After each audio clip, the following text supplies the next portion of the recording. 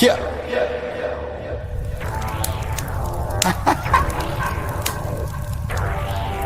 Yeah. I know they mad for no reason. I'm holding on to change my life. Gotta move fast for a reason. I'm holding on to change my life. Huddling. I'm staring at charts until I retire. Yeah. Huddling. I'm staring at charts until I retire. Oh, 700K, I'm selling a Bitcoin. Haters mad, but they listen to this one. More profit coming to my direction. Yeah, you know me, I don't need a mention. I got the remedy, ooh, yeah. They don't just follow me, ooh, yeah. You say allegedly, ooh, yeah. You would subscribe to me, ooh, yeah. Staring at chart, drawing a line. Make a decision, you out of time. Huddling, huddling, huddling. I'm staring at charts until I retire. Yeah. Huddling, huddling. I'm staring at charts until I retire. Yeah. Stay on stage. On-chain revolution.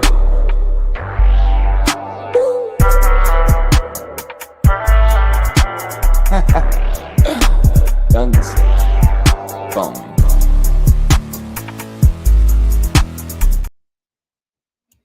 Welcome back to On-Chain Revolution. My name is Shizzy. On this channel, we cover the entire crypto ecosystem. What's up, guys? We have an amazing show for you guys today. We're live for the On-Chain Hour, and this one is going to be, it's going to be okay. Because we got Bitcoin sitting at right at 111. It is down about 1.85%. We got ETH down about 3% today, sitting just below 4,000. Tau sitting around 428. I think Tau could be one of the biggest opportunities in crypto right now. I'm not even joking, you guys. An agent hustle sitting around 0.0082. XRP down 1.79. Hyperliquid down 0.9. Aster down 0.5. So we do, I'm sorry, 5% for Aster. We do see a lot of red in the market. We're seeing runes really start to bleed out. We're seeing a lot of stuff happen where on the NFT side, that's not looking great. Node monkeys are back down to about 4,000 or 5,000. So what is there to look forward to? Right. You know, a lot of people are saying Q4. Well, we're here. We're sitting in it. We should be feeling something. So to me, it's like I can't get bullish right now until we get above 119. But there is a lot of stuff to look forward to, right? We do have a massive amount of airdrops that are coming. We're going to go over each and every one of them for you guys and potentially how you can get them. There's 2 airdrops that are happening right now and happened yesterday. So check your BNB while, by the way. But there's going to be a lot of stuff that's really going to get really exciting. But people don't put out stuff until there's bullish times, right? They always say, oh, we're heads down building. A lot of times that's bullshit, and I'm kind of tired of hearing it, right? And you see like projects out there, you know, they're just all over the timeline. They're constantly just putting out what they're building, like Magic Eden, for instance. I mean, they have this new card pack, so we're gonna get into a little bit later. There's just so much, in my opinion, look forward to the crypto. The price action might not be one of them right now. So, you know, we're gonna find the opportunities in the market like we always do. We're gonna be bullish like we always do. But I do have some charts that might say we're headed to the upside, so we'll get into that as well. But without further ado, I'm bringing my partner here as always, Mr. Yagobi. What's up, buddy? What's up? What's up? What's up? What's up, man? Do you have any reason to be bullish right now? I'm having a hard time, bro. I mean, I stick to my convictions typically if I have good reasons to, and for me, I did have a lot of good reasons to. I still have some for Q4, but it's just the day-to-day volatility. I mean, even for me, it seeing Bitcoin where it is right now, and it just doesn't feel great, right? So you see a little bit of a bounce back, and then you see a pull down, right? And so you're right. Right now, we're in the middle of this month. And I think a lot of times we go and try to grab the most recent experience that we've had. And the most recent experience that we've had was Q4 of 2024. And things kicked off in October, right? It kicked off in the beginning. So I think a lot of that is kind of in people's subconscious as well. So I wouldn't be surprised if it's just going to keep going back and forth. And then maybe November we pop off, maybe just the last week of this month, who knows? But one thing that I would say is consistent is the inconsistency or the, difficulty to be able to forecast what's coming. So a lot of times we get caught off guard here for this year. Yeah, 100%. I mean, I feel like we've been in like a bear market, honestly, for about a year. Maybe it's not that way. Maybe it's just from my perspective, but like besides Bitcoin and that one ETH rally, I mean, I don't feel like we've seen really anything this year at all. A lot of people saying, "Oh, stocks and everything had a bull run." Like, I feel like I'm not gonna lie, I feel like I missed it a little bit, like in the sense of just not having the assets that have gone up, but like still, I mean, the bull run things are up like 40%. Like that's not a bull run that we've ever seen before, right? So it's one of those things where I'm just maybe my expectations are too high, or maybe we're just not in an area that we can get bullish on, right? We're gonna get into that, but Jerome Powell did say earlier that potentially we're gonna stop quantitative tightening. So it's a good sign. There's stuff to be bullish about. So we're gonna get into them a little later, though. Yes, sir. All right, let's kind of get into the title here. Airdrop season just kicked off. 2 major givebacks live. Could the next one be huge? All right, so we did know that the Monad Foundation had announced that the Mon airdrop is now open for claiming. The airdrop will distribute 505,000 members of the Monad community and 225,000 community members throughout the ecosystem, different communities. It's probably one of the biggest airdrops that we've ever seen. I didn't prepare for this one. I don't know about you, but how do you feel about this Monad airdrop?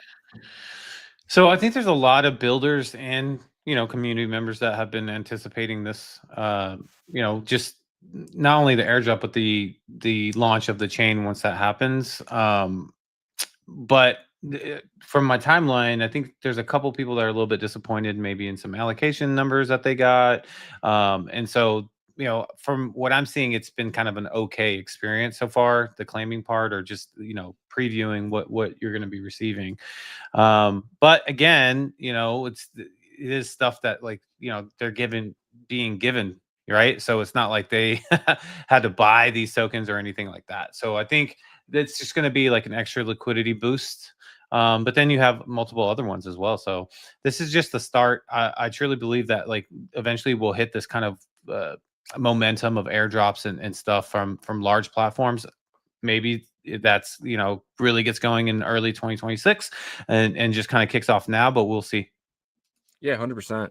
Let's try to jump into them exactly, and which ones are potentially coming. So we have Monad. We just kind of talked about it. Then there's a Theo. I haven't really looked into Theo. Polymarket, Mask, Base, Farcaster, Mega ETH, OpenSea or C, and there's some other ones here. So and obviously Abstract, which I'm kind of seeing falling off a little bit. So it doesn't seem like Abstract's going to be doing it soon. But are you do you think these will be this year, or do you think it's going to be the next year for some of these?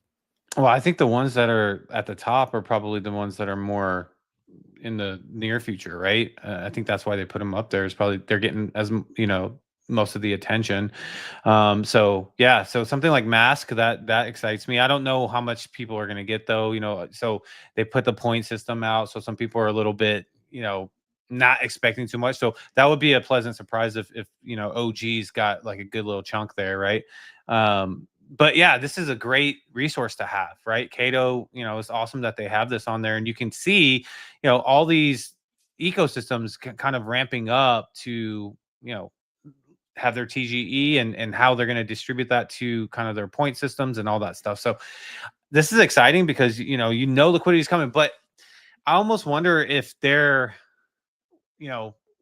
hoping that things get really bullish for once this happens, because to them it's in a sense it's kind of like, does it matter for things to be bullish whenever they distribute their tokens? You want the experience to be good for the market and the receiver of the token. So maybe that's the only aspect that they are like hoping for the market to be bullish with. Yeah, 100%. I know that Base, they want you to like sell your base tokens. Like that's kind of what I'm hearing. So the foundation, I don't think they're going to give the foundation many. I think they want the foundation to kind of go into the market and buy it themselves. So it's one of those things where for Base anyway, I think a bear market might be the best time to so they might rush it out. They could do it now, Base. Do it so now. I mean, one of the rumors is it's going to be 100% airdrop. 100%, and they're gonna come into the market with tons of money propped up by Coinbase and come to the market and buy 30-40% of it for the foundation itself. So the foundation, to pass some legal regulations or something, they're saying that potentially the foundation is going to come in and purchase these tokens from the airdropped people. So I don't know if that's true. I don't know how much of that's just one of the rumors that are flying around right now. But I mean, in that situation, if you want to come in and buy them, you do it now. You do it when everyone's broke, because they're going to see like, $500 pop in their wallet and they're going to dump it. That's the list that I want to see how they're going to distribute that, because if you go back to 2020, 2021, actually way before that, like Coinbase has their decentralized wallet too, that they've had forever. That's how I kind of got started, right? So if they're going to go points for that, like, and the good thing is that, like, you can carry that address over to MetaMask, which I did. So like, if they're going to go off of like transactions and stuff like that, that would be awesome. But yeah, so some big names having these airdrops, right? And it's unfortunate that like we're not like freaking going nuts right now for like these kind of things to happen. But like you said, maybe strategically, Base wants the current climate to be what it is, so maybe they'll try to get it out quicker. Yeah, and one of the rumors too is that it's going to be all Coinbase users. Like, so if you have a Coinbase account, they attach a base account to your Coinbase. That's how you're able to trade these base assets through Airdrop. So you already have a base address, so they're just going to airdrop every Coinbase user potentially base tokens. That'll potentially get people on chain as well.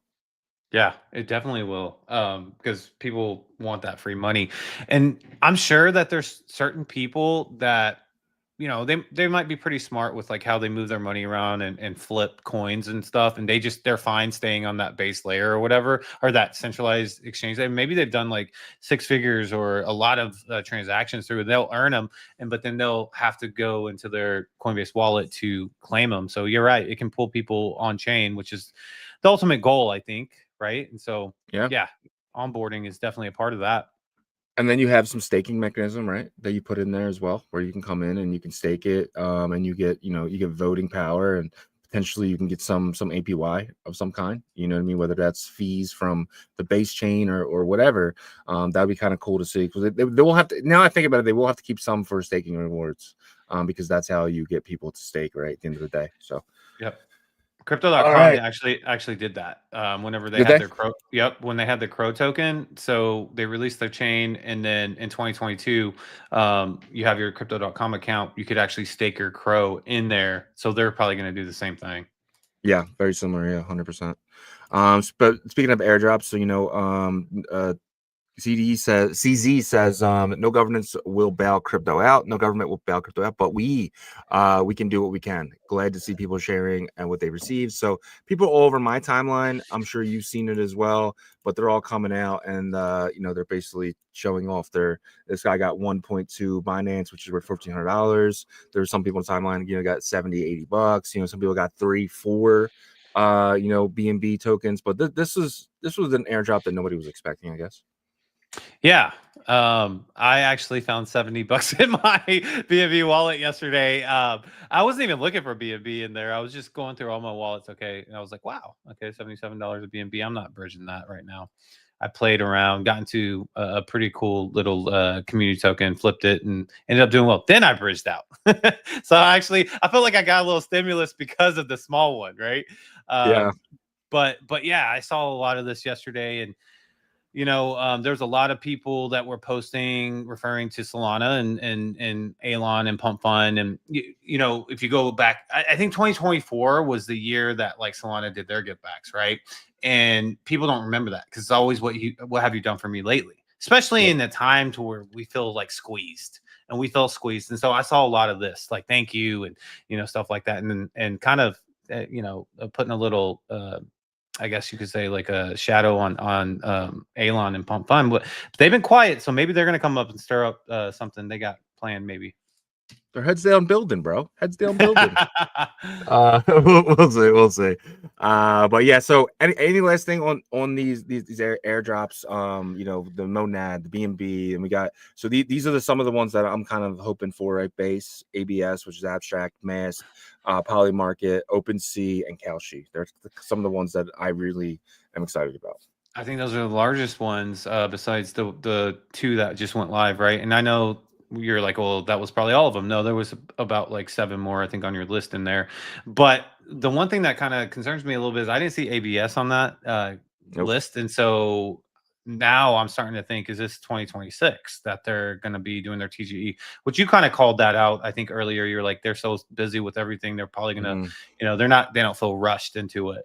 Right. And so we'll see. But I was hoping that that would come in. And another thing too, if we do get into this bullish momentum, bullish environment, I hope that they start to fire one after another, these airdrops, because that would be perfect. Like if we go into quantitative easing and rates are being cut and the economy's looking better, the world's getting stabilized, then that's the perfect time for these to drop one by one. Yeah, man. Well, speaking of that, let's get right into it. So Powell spoke yesterday. Powell signals QT at nearing end. So that's one thing you don't understand is like we haven't even stopped tightening yet. Like there's still the Federal Reserve still has its hands around the liquidity right now. They're not letting it go, and they're actually they're taking liquidity from the market still, meaning they're coming into the markets and they're buying bonds. That's what quantitative tightening is. But the Fed policy is moving toward neutral, which means they're going to completely stop tightening. So the Fed has never went from tightening to easing. That's not something they do, but they go to tightening to neutral to easing, and you could see that potentially in January. Some people are saying, but Fed Chairman Powell did say potentially they're still seeing 2 rate cuts for this year. He's so the 95% chance on Polymarket for October, and then I think the next one is December, and there's an 80% chance of a cut there. So people are still betting that there is going to be 2 cuts. So we will get down to the low 3s. I think right now we're about 3.5%, from bank to bank. So we'll get down to the 3s at least. So this is a pretty good sign, though. Yeah, I think it's a good sign, but it's already kind of being assumed, right? That like we've already had a cut in September. That doesn't get people excited anymore. You know what I mean? And it's and it's crazy because, well, it was baked in, but it was also kind of a weird baked in because, like, usually whenever a rate cut's baked in, you have about a month before the rate cut to where you get some euphoria and prices really get aggressive. We didn't see that. We saw, yes, Bitcoin kind of going up and then chilling, and then other stuff kind of slowly kind of following it. It's just, one thing that you said earlier today, you said you feel like we're in a bear market, and the reason why is because, in my opinion, is because we're missing one component of a bull market, and that's euphoria. We haven't had that. We haven't had the consistent euphoria. It's like euphoria continually just gets cut down really quick. We don't have enough time to build up to euphoria. That's the problem. Is like whenever things look good, we're not able to get there. You know what I mean? And it just gets cut off, and then that sucks. You know what I'm saying? So that is I'm hoping that going into easing and I really hope it's almost kind of like a mentality too for like, I feel like the market and the world and the country that like needs to get into that mentality, and we're just not there. I don't know how we get there, man. It's like you're right. It's like every time we go like, it's like watching the Cowboys, right? It's no, I'm just kidding. No, but it's like watching like your favorite sports team or something, and every time they go to score, like they'll be, oh, here we go, and then it's like an interception, right? Or like or it's like a fumble or something. It's like every time we get close to the goal line or even close to the red zone, we fumble or have some type of mistake, just like we seen on Friday. Yeah, no, 100%. And look, I mean, I'm a huge Cowboys fan, but I'll be the first to admit it's a very good comparison because that's how we've been living in Cowboy land, for the past since maybe the late 90s. There's a couple years in there, but but it truly does feel like that. It's like you're about to you feel like, okay, we're gonna have, this is the year, this is the situation, this is the month, this is the quarter, this is the whatever. And it just gets cut down. But I mean, look, the tide has to turn at some point. And I guess that's the silver lining is like, we might call like next month wrong, but there's going to be a next month we get right. You know what I mean? And that's the mentality I think we gotta have at this point. Yeah, when people ask me, like, people are like, hey, when's the bull run? I'm like, it's Tuesday. And they're like, but which one? I don't know. One of the next 70 for sure. Federal Reserve governor, this is the new guy who got appointed by Trump last month, says the 2 more interest rate cuts this year is realistic. He's saying 100%. He's actually one of the few people that are actually pushing for a 0.5 cut. Whether it's this one or the next one, but that could be something. Do you think we get 0.5, or do you think that's maybe too hopeful? I don't know if we get 0.5 while Jerome Powell's still in that position. He just seems to not really want to get things into that, euphoria environment, right? So, or euphoric environment. So we might have to wait till next year, spring. But, look, let's say that we get a really tame Q4, right? Let's say that we get something to where Bitcoin, goes to 145 or something, 140. That would be good for Bitcoin. But, for the alt market, it just doesn't happen the way we're used to it. 2026 with a completely new Fed, chair and new, I guess, energy from that whole kind of sector. 2026 could be a year that is kind of replaces what is typically like what 2025 should have been. I wouldn't want that, obviously, because I still can't picture like a gloomy like holiday season in a bull market year, but we got to get to that euphoric moment, and we just haven't had it. That's my threshold for Q4. Like once we have that euphoric moment, then I think game on. It started. Yeah, I agree. Do you think with the markets being forward looking, do you think going into neutral from quantitative tightening will kind of maybe push us into a little bit more of a bullish momentum for low caps? I mean, I hope so, but rate cuts didn't do much for us, right? And so it's kind of like there needs to be something drastic, and I think that's what the current administration realizes too, and that's why I think they've been trying to push the Fed a long time ago, so we could get to a drastic situation to where it's euphoria and stuff like that. But when I say drastic, I mean 0.5 rate cut, stimulus checks, drastic. You know what I mean? And so I just don't know, being neutral doesn't sound exciting to me. You know what I mean? It's not an exciting word. It's just kind of like, okay, cool. You're all right, Switzerland. But the markets are forward looking though, right? So that's the one thing aspect of that. So right now the market, when you're forward looking quantitative tightening, the best case scenario is flat, is neutral. So when you're neutral looking forward, you can say, okay, we're getting. So we eased up in October. Now we're going to actually start, pouring liquidity into the markets in January. Yeah. So it's obviously a step into that direction. But the step before that was rate cut starting in September. Yeah. And now we feel like we're going to get one in October. Now this next step is going from tightening to neutral. Okay, cool. But it's just not going to, moving the needle to me is okay, this is very extreme, but when COVID happened, they grabbed the needle and threw it, right? They basically said, okay, so we don't need that. Obviously, that's not going to happen. You have to have crazy world type of moment, but making a drastic move is something that I think is going to get people to get into risk on. That's just the facts, in my opinion. Whether this administration is tries to force something or push something, that could do something. They just announced some sort of stimulus check or announce something, do something drastic. That's what I think it's going to take to get into risk on. Yeah, 100%. Let's move along though. So we got Crypto.com CEO calls for a probe into exchanges after $20 billion liquidation. So we finally have someone coming out and saying this. So I was actually expecting this to happen, I don't know, Monday, since we're sitting on Wednesday now. And finally, Crypto.com CEO calls for a probe in exchanges. CEO Chris Marzalsklik had urged regulators to probe exchanges after $20 billion in liquidations. Does this happen?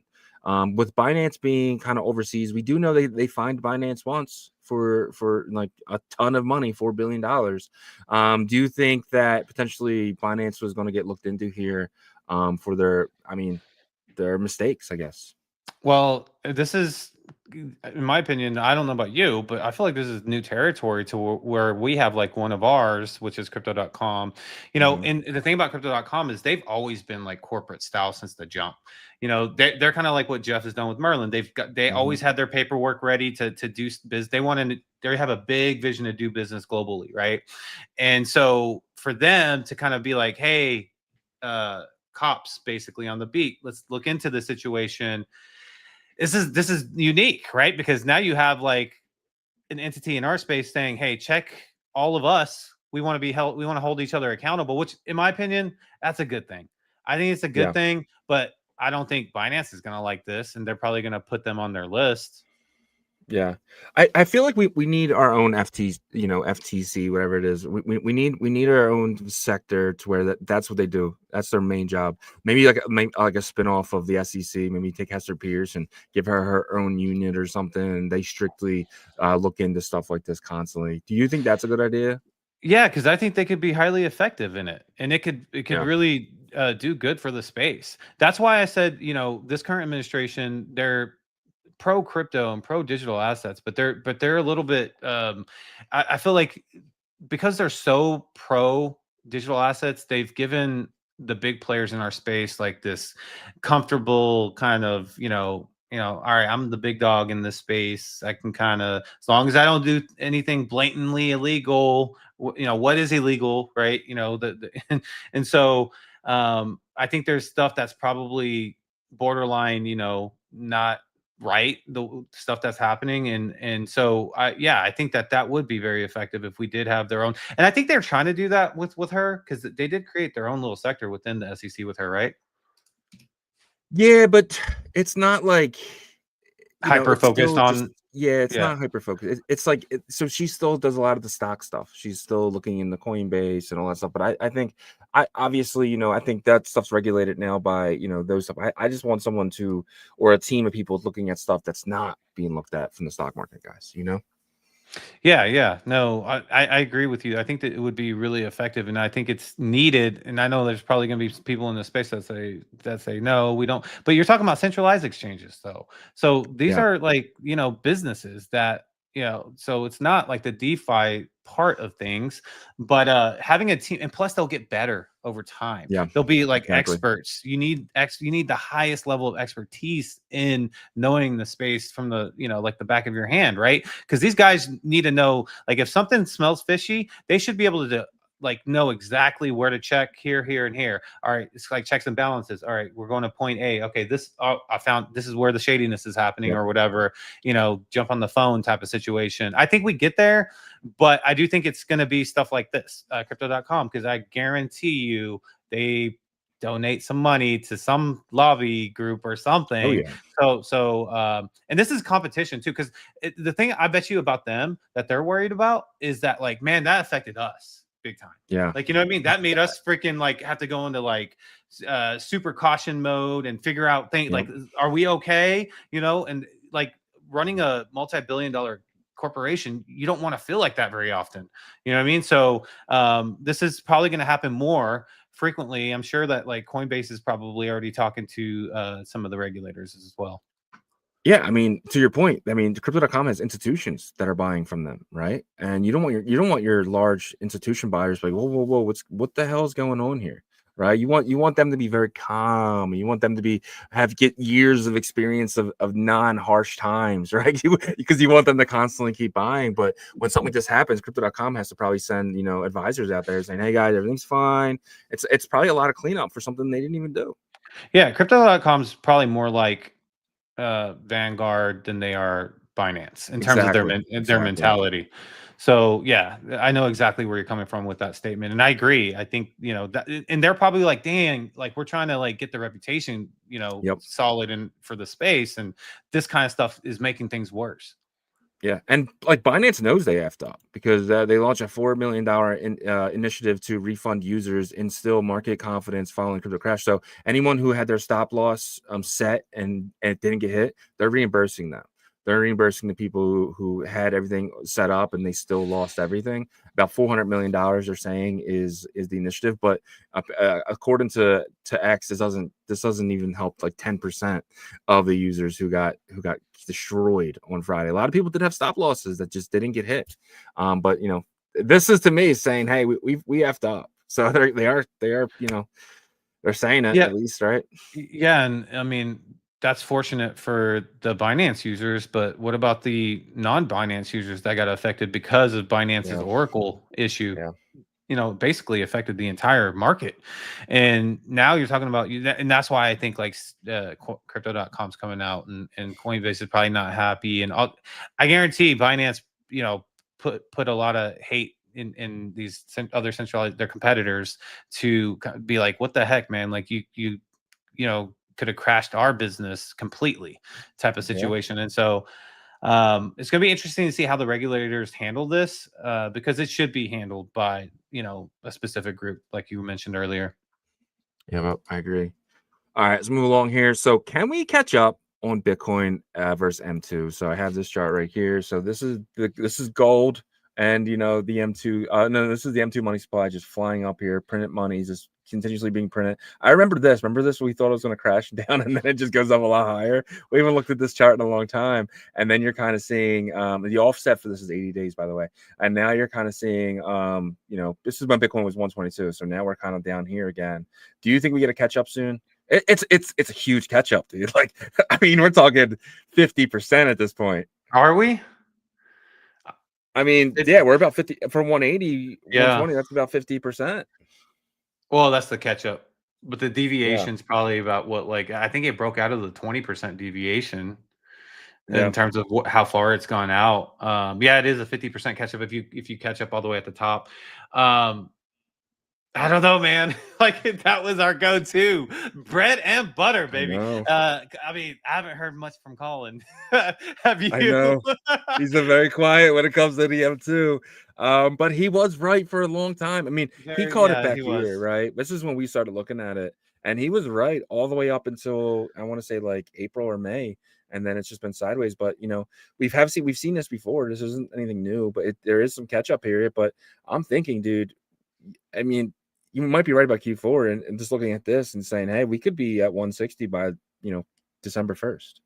Yeah, I just don't know if that money supply is being used on Bitcoin right now. It seems like it's being used on gold, it's being used on some stocks and other assets. And so, but look, one thing about someone being right, and he's knowledgeable, he's very knowledgeable in what he does, right? Like we're all human. He's not a quantum computer. He's not a psychic. You know, he's going to get things wrong. Even the great Benjamin Cohen gets stuff wrong. Even that dude's super smart, right?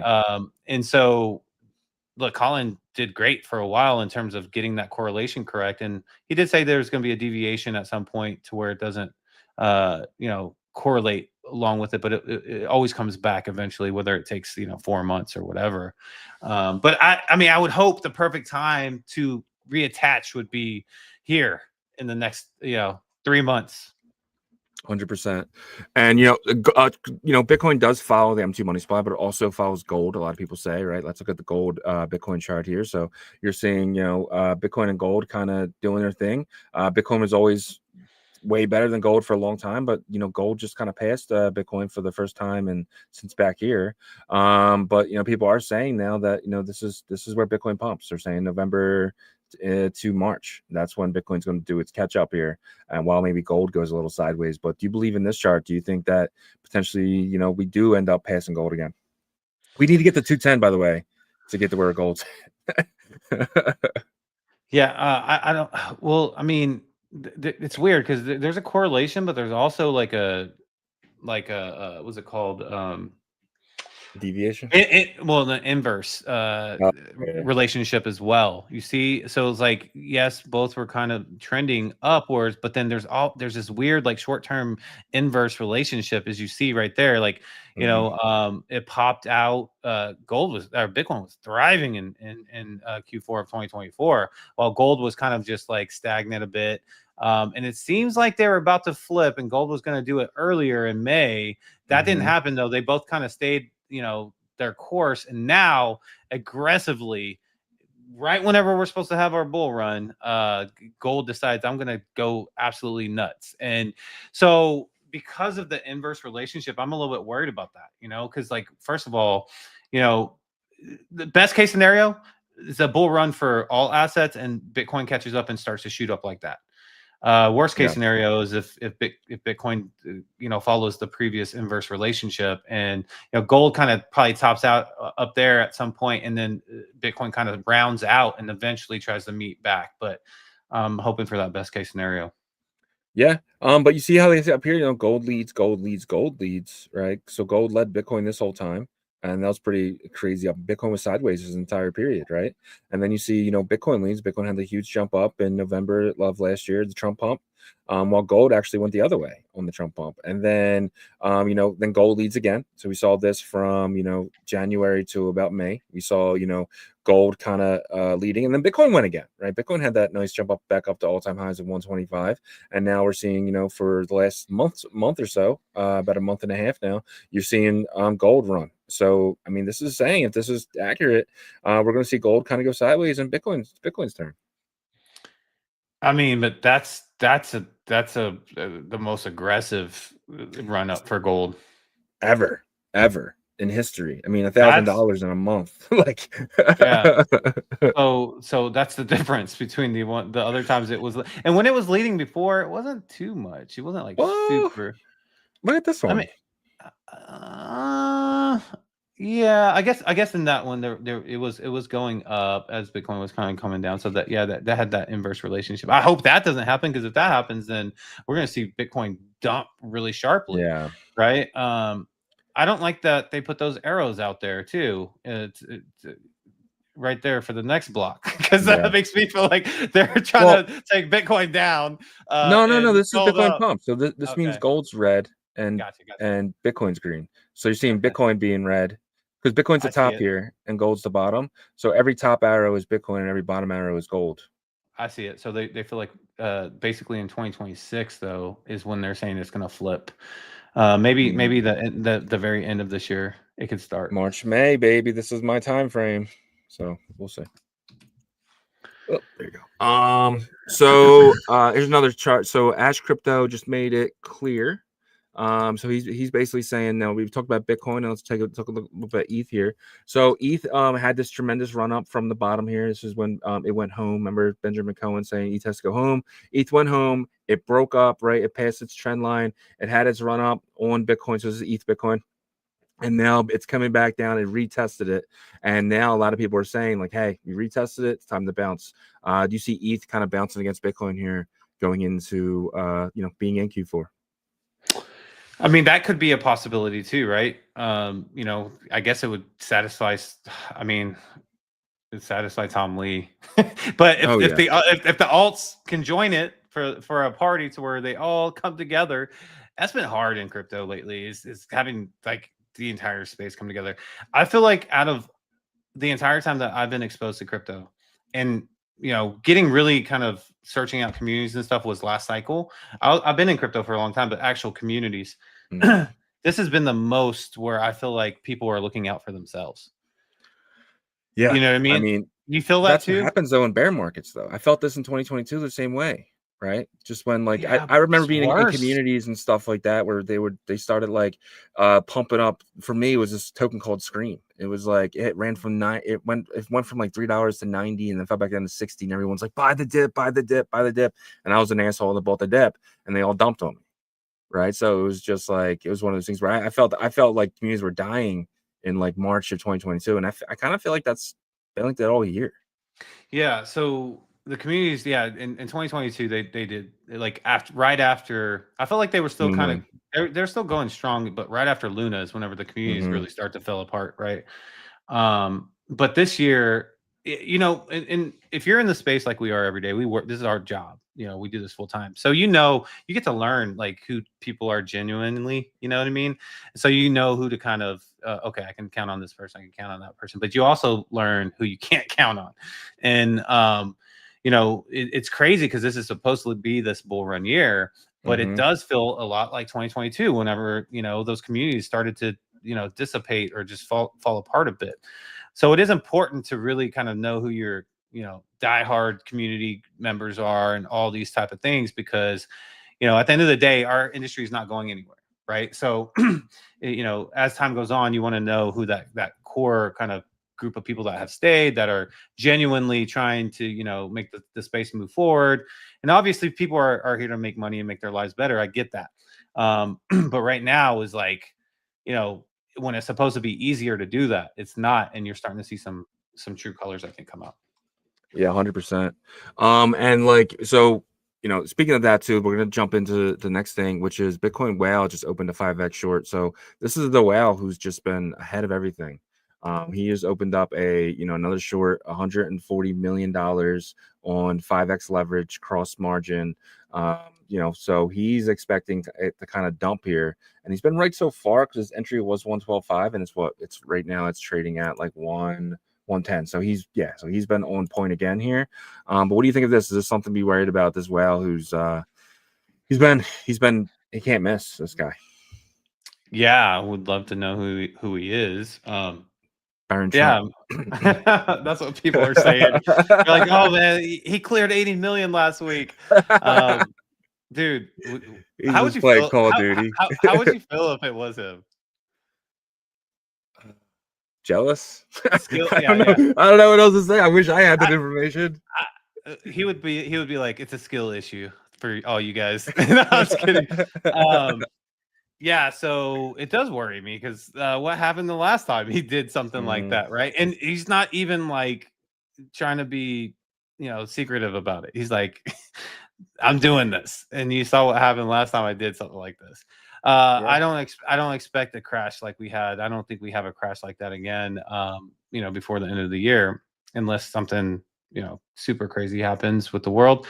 But we could see a pullback to like 105 or something like that. He'll make out like a bandit. I think his short is like up 60 something thousand, right? Yeah, it's up a lot right now. I mean, no, that's not that much. Like his P&L is up only 64. No. So at 12, so his entry was here. So just $50 down, it was 62,000. So he's up. Okay, gotcha. Like 600,000 at this point, or like somewhere around there. Which is still kind of peanuts to what he hauled in on last week, which I think it was like 100 million or something crazy like that. Yeah. I'm worried about it a bit. Are you? Part of me is just like, nuke it. Just send it back down. You know what I mean? It's just like, it's one of those things where it's like we have no momentum now, and it's like we need a catalyst. And I feel like a catalyst at 107 would be buy the dip, right? And right now I feel like people are just so, you're not seeing a lot of people say buy the dip right now. Like I'm not seeing anyone besides like Sailor, right? But like he buys everything, top, bottom, low. So I'm not seeing on my timeline I'm not seeing a lot of people come out and say about the dip right now. Everyone's saying a lot of people are saying, hey, we need to hold one at 19, but I'm not seeing people like really kind of, there's no excitement. So I feel like we need to go down, grab excitement, bring it back up. Yeah, I mean, to your point, no one's rallying either. There's no rallying happening in Solana. There's no rallying really happening. Maybe BNB, but it's like it's even starting to damper a bit. Like they're losing steam because there's only so much liquidity, right? Obviously, they've airdropped some, and that helped some of these tokens. But that was without that recent airdrop yesterday. I think BNB would be hurting a lot too, or BSC. So. Yeah, I mean, those are signs, right? When people start rallying and they can't even get behind, first of all, like Solana has been beaten up like really bad on the timeline. The BNB people have really just like stomped on people that are known for the Solana ecosystem. And so like a token will come out to where it's like, a Solana cult or something. There's no there's no pride, no rallying around each other. There's just not, it's not happening. And I think some of that has to do with that mindset of kind of, thinking about themselves, everybody, and also just this lack of liquidity to where it's, we're not in risk on. Yeah, that's a big thing. Something that I guess could get us excited would be a pump up to 119. So Rand Neuner says, in the ultimate trade, he said the crash has revealed a lot about the crypto market. One of which is we're driving this cycle, but BTC must reclaim hold above 119 soon. In a live in 1 hour, he's going to reveal it and stuff like that. But this is the chart he posted, and he's basically saying, every single time that we've really had a rally, it's just been we got to hold these orange to red lines, right? And basically, and right now we're dipping below. So he's saying in order for us to kind of maintain a rally right now, we need to head back up to kind of get back up here. So this is extreme deviation pricing bands. I don't really know. He's basically saying hold 119 or we die. Oh, I still can't see us dying in November and December. Can you picture that as having like Thanksgiving and Bitcoin is at like 85,000 or 90,000? No, not that low, but like 106. Okay, yeah, you know what I mean. Which would not be good, obviously, but it still wouldn't be the end of the world. I think 85 would be like depression. I mean, you might see a lot of people start leaving the market. I mean, I and that's the thing too, is like I don't see anyone here as it is. Like my timeline is we are. I mean, it's the same 16 people on my timeline every day, right? It's us and like 16 other people. Like that's and it. I mean, like for our community that shows up right now every day, like you guys are diehards. Props to you guys, because like 100%. You're right. It's definitely not the easiest market to stay focused, but the people that do stay focused during these times, you're always learning something and always give yourself an edge. Oh shit, I messed that up. 73. So we're at a 37 today. I might just stop the guess the game because it's just not fun anymore. It's just fear. I might stop showing this anyway because it's 12 hours late. How do you feel about this chart anymore? Should we leave it? I mean, I don't know. Like, yeah. Well, you can just do something with the numbers or something and be like, if there's like a famous like athlete or something that there's not much we could do, like except for it's a little bit higher, a little bit lower, and then we go through all the athletes, and then what? It's like I guess we could do like math equations or something. I don't know. So yeah, so this is the crypto fear and greed. It says one, and I'm just tired of 30 to 50. Are you fearful, Shizzy? Are you fearful right now? I wouldn't say I'm fearful, but I would say I'm neutral, which is very rare for me. That is true because you're usually overly bullish. So I think me being like a little bit, down in the dumps right now is just not in the sense of like I'm just bored, dude. I'm bored. Like I think that's my biggest thing right now. Like when I search for the news in the morning, I have to look everywhere. I mean, I'm looking at Ash Crypto's fucking Twitter page, right? Like you gotta be pretty desperate like for that. Okay, he's a GameStop guy, right? So it's one of those things where it's like I'm really bored. But let's jump into some crypto Bitcoin price action and crypto bubbles brought to you guys by Artura.finance. Artura, these guys are building something special over here, guys. They're building it right now on Botonics, but right now they are down for maintenance because they are actually going to be on a new chain very, very soon. That chain is right now is redacted, but it's gonna be a big one. I'm very, very bullish on what they're building here over here. So we have some trades already. So if you're interested in trying this out and get on this leaderboard, they probably will be opening up from maintenance probably within a week or so. But getting on this leaderboard was best thing you could have done because they are giving away about $10,000 in USDC. On top of that, they are also giving away 20,000 ARA. So if you did make this list, you're going to be very thankful. We've been saying it for months now. Make this list. So shout out to every single person who did make this list, and shout out to Artura. Make sure you guys head over to Artura.finance today and check it all out.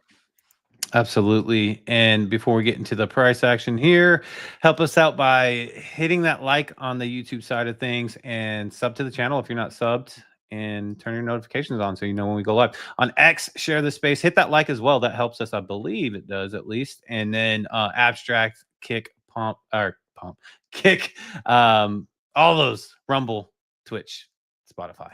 All right, let's take a look here at price action. I'm not going to beat a dead horse because this horse is dead right now. We got to revive it, right? But yeah, I did. Hey, look, yesterday I said there might be some short-term relief, and you know, we got a little bit starting late last night actually, but it didn't really last too long as you know throughout the morning. It's just been dump city.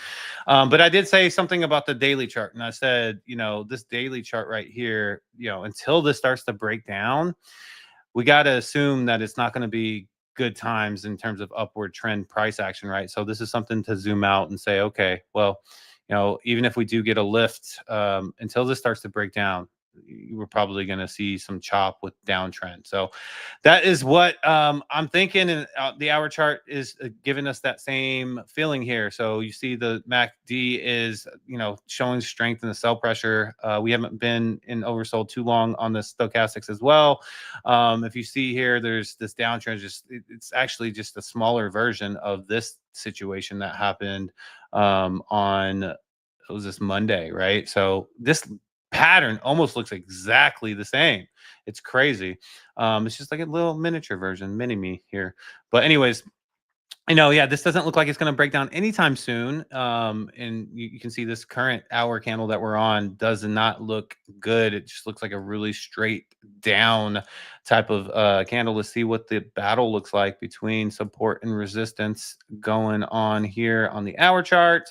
Let's squeeze in a little bit more. That's probably good there. Okay, 6 o'clock this morning. That works. Yeah, I mean, there's nothing catching this knife here, right? And so it seems like it's free fall right now.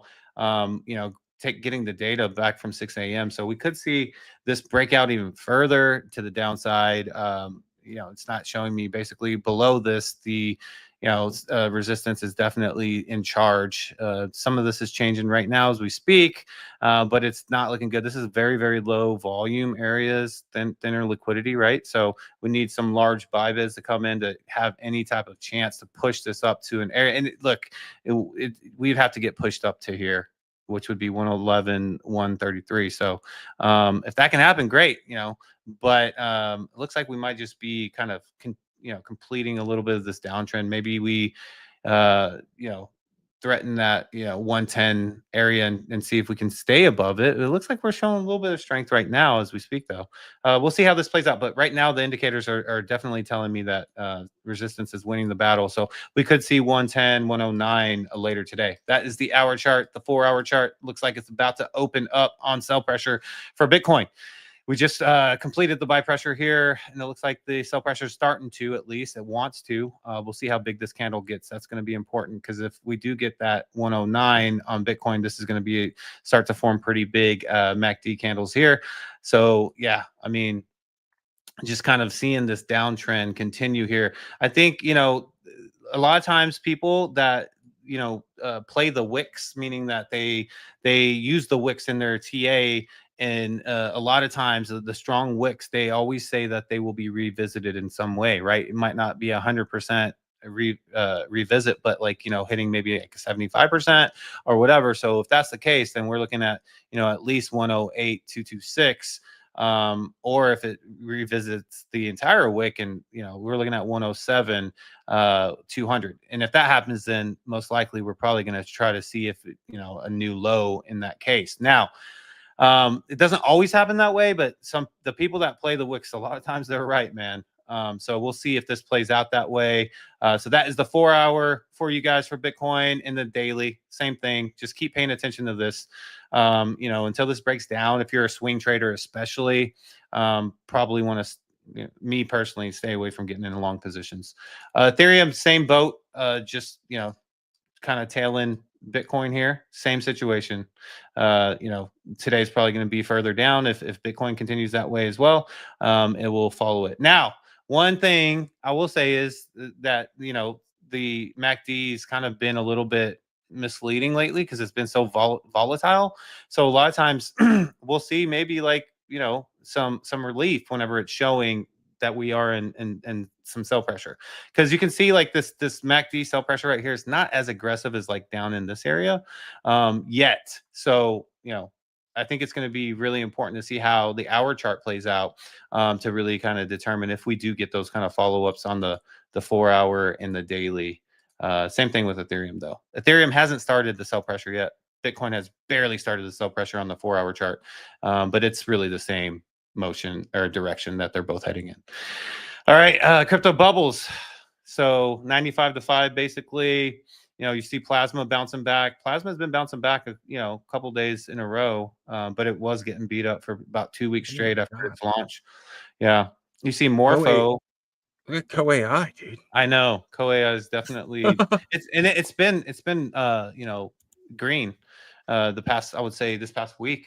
So it's been doing well. And then Monero has been benefiting from this privacy meta, which is like mixed into all this, like, what the heck is going on with our current market? Like, privacy is popular right now in terms of the meta. So if you're looking to, maybe, I don't even know, is that, like, do you get into privacy right now? Because, like, the market is, like, not great, but privacy seems to be getting some attention, right? You see Monero up 4.2% here.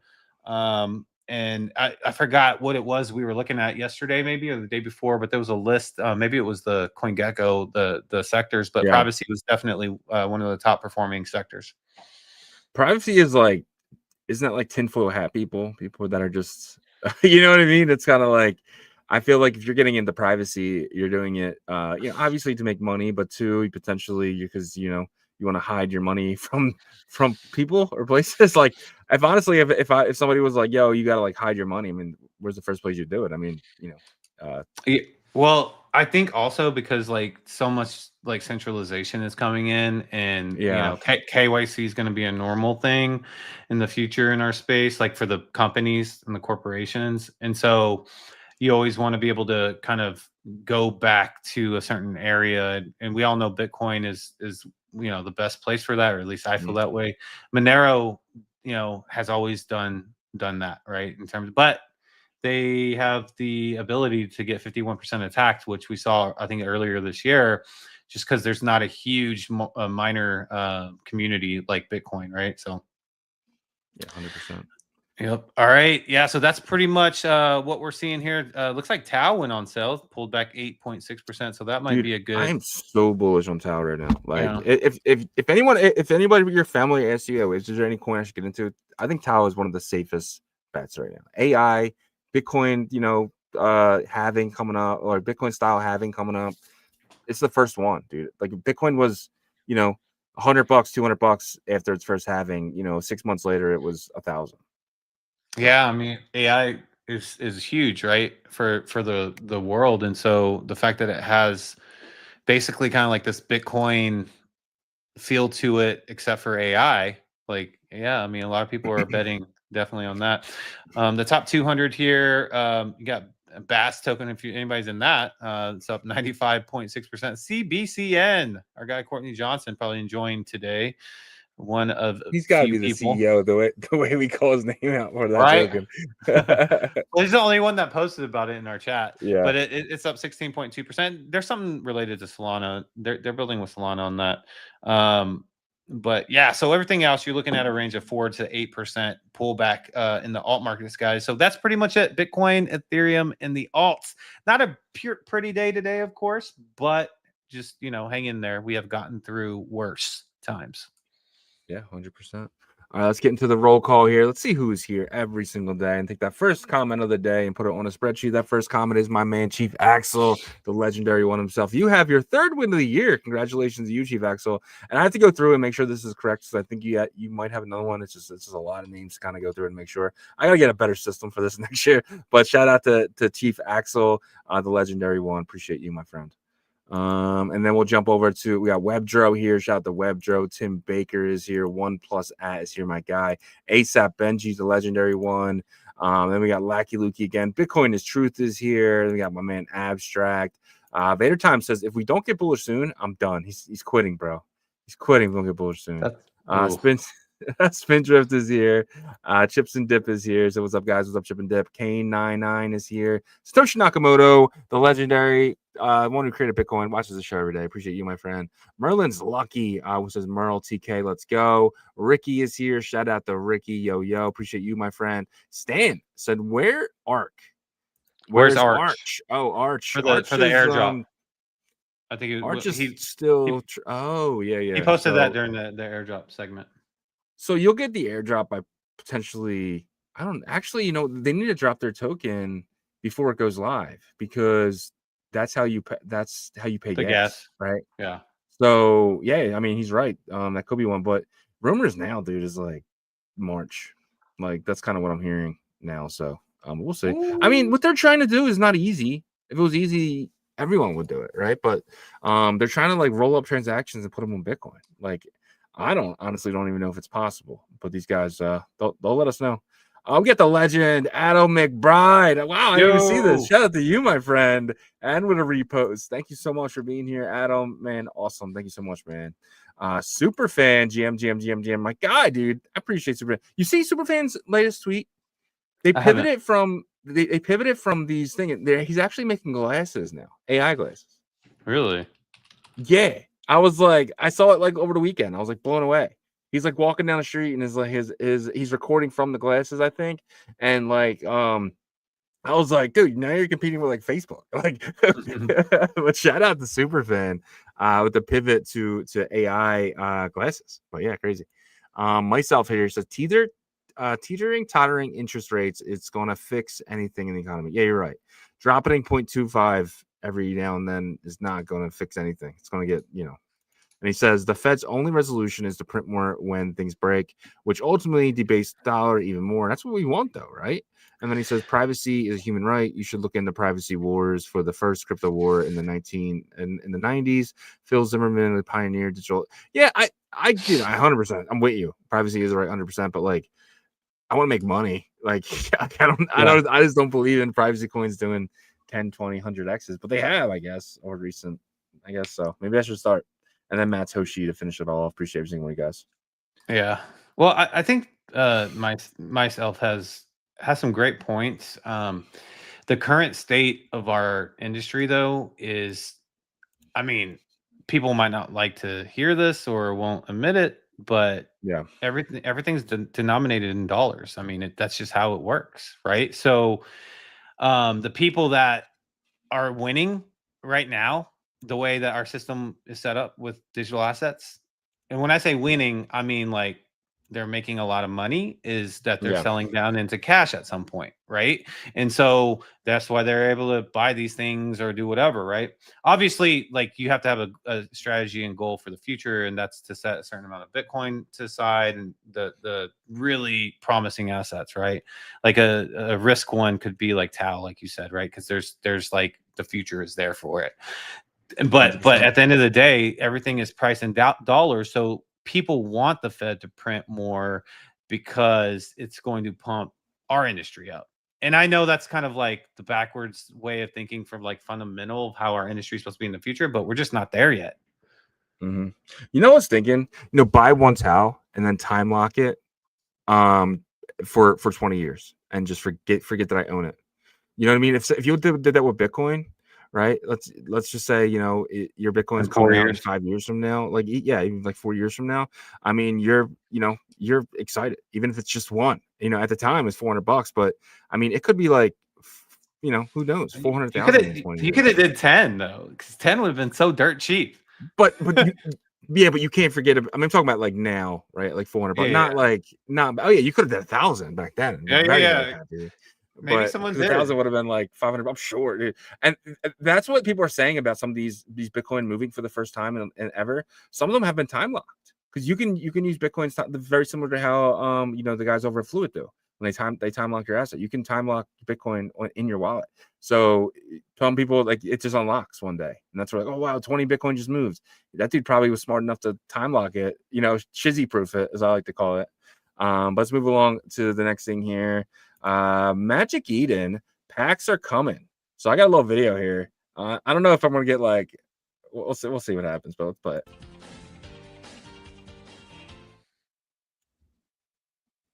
What the hell? Hold on. I wanna be the very best, like no DJ ever was. To mend them is my real test, to flip them is my cause. I will journey through all the chains, searching far and wide. Each NFT to understand the rarity inside. Magic Eden, gotta make them more. Magic Eden, gotta make them more. Magic